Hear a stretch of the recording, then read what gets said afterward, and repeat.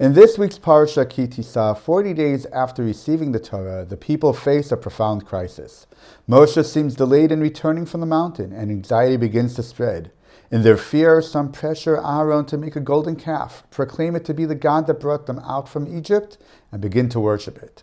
In response, God tells Moshe that he will destroy Israel for their sin and begin again with him.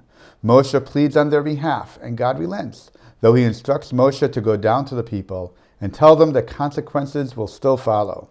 Moshe descends, confronts the people, and addresses the fallout of their actions.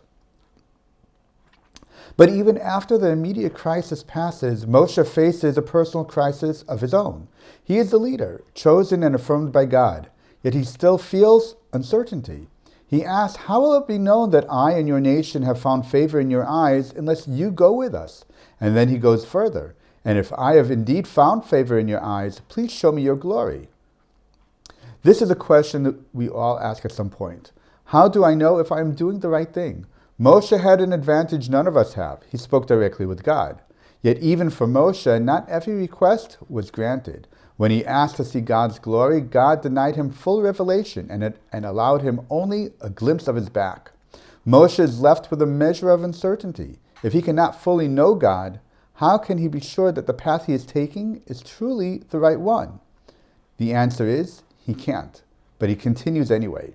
And it is precisely his willingness to walk forward despite uncertainty that leads to the moment when the skin of his face begins to shine. Living with uncertainty, remaining committed even when clarity is incomplete, is what allows a person to grow. Moshe becomes greater not because he eliminates doubt, but because he moves forward faithfully in its presence.